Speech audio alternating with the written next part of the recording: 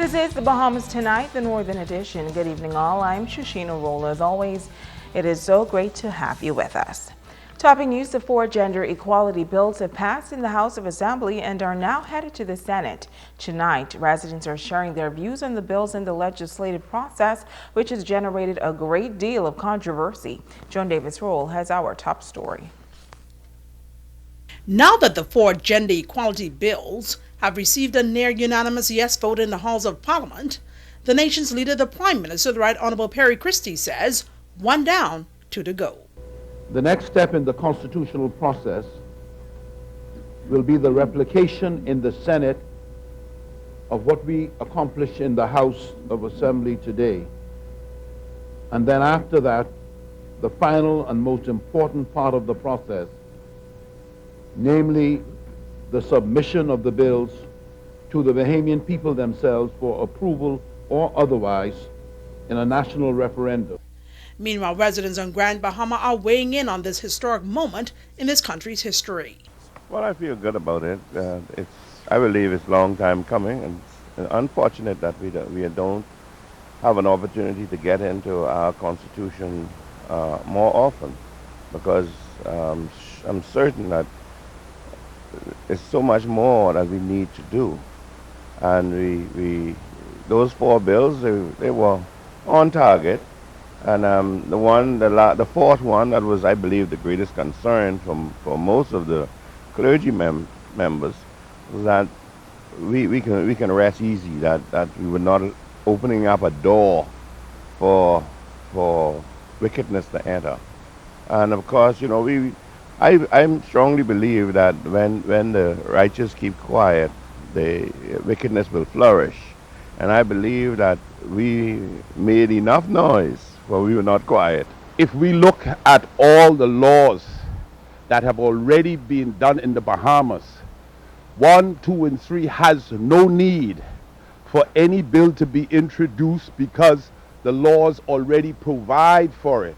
But it appears that what we have said, like the Minister of Education said, all the countries of the world have already gone forward and caught up, and we need to catch up with the rest of the world. As a Bahamian, as a private citizen, I will vote my conscience. I know what the Bible says, and nothing will change my position from viewing things otherwise than how the Bible states. Again, I would like all Bahamians to take advantage of this and voice their concern. I don't want to particularly address any of the bills. I will address them in the booth.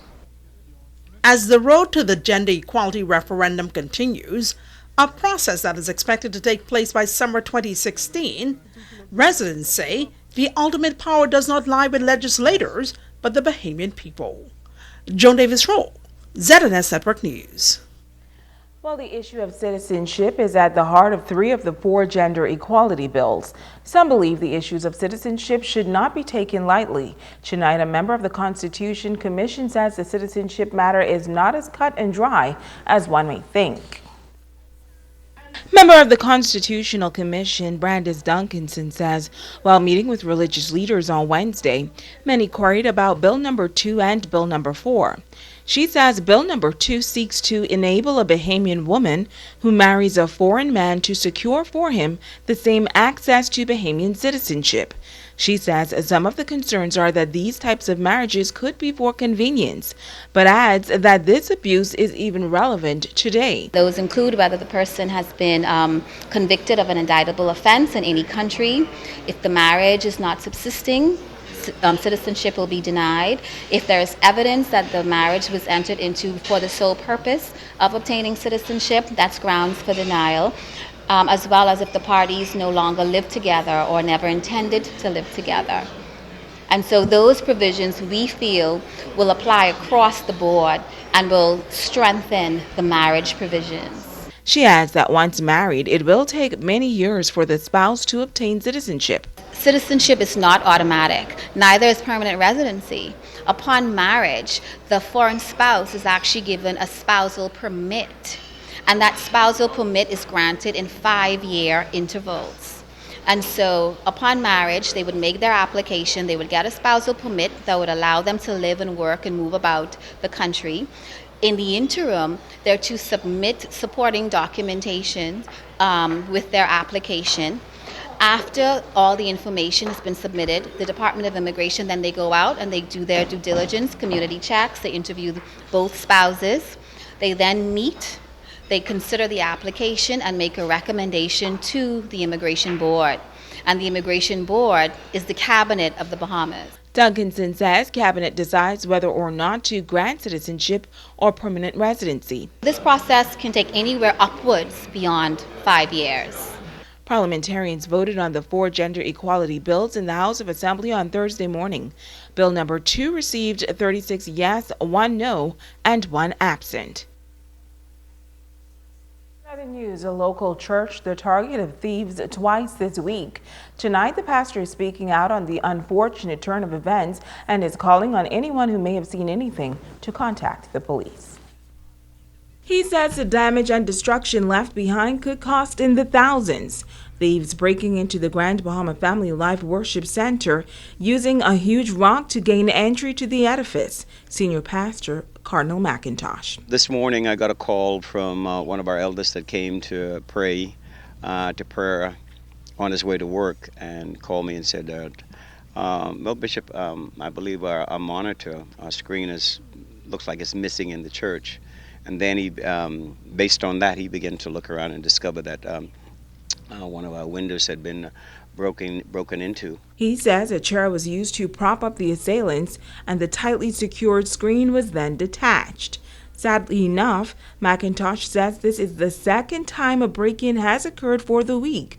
The first was on Monday night. On Monday, the office had been compromised with took a brick or something and just threw the window. He says the church has been working arduously on the building, and these break-ins are a major setback. Certainly, we do need a revival. We need and that's what we've been praying for just intensely over the last several weeks in particular, that the hearts of our young men in particular would be changed, and that there will be such a move of God where this will not be seen. This is, in my day, this is unheard of, that somebody would gain access into the church, into the house of God, and to desecrate it. The culprit or culprits have damaged 3 hurricane-proof windows using a block the first time and a rock the second time. I don't know the specific cost of everything that is involved now, but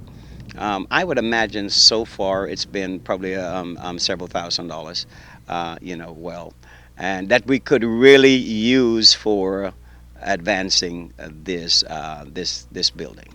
The local pastor says the church was once someplace that was sacred and respected by all, but clearly times have changed. He says police officials are actively investigating this incident. In news from the crime beat, the Basil Black murder trial is into its final stages in the Supreme Court. During the afternoon session, Black, who was representing himself, asked the presiding Justice Estelle Gray Evans to allow him to enter a no-case submission. That submission was rejected. Justice Gray Evans then advised the defendant of his options to give evidence under oath, remain silent, or call witnesses. Black took the option of going into the witness box and giving evidence and calling 2 witnesses. Closing arguments are expected to commence on Monday. Black is accused of the murder of 15-year-old Alexis Smith at a nightclub in 8 Mile Walk in March 2014. And businessman Edward Barrett was granted $20,000 bail with 2 sureties by a Supreme Court judge today. However, he will be electronically monitored and has to surrender his passport to court.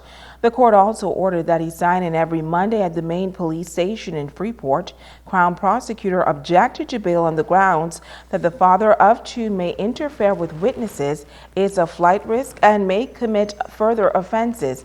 However, Justice Cheryl Grant Bethel disagreed after noting that Barrett has health issues, which was supported by a statement from his doctor. She also noted that the father of two has a younger son that he's caring for, no prior convictions, and there is no evidence he will interfere with witnesses.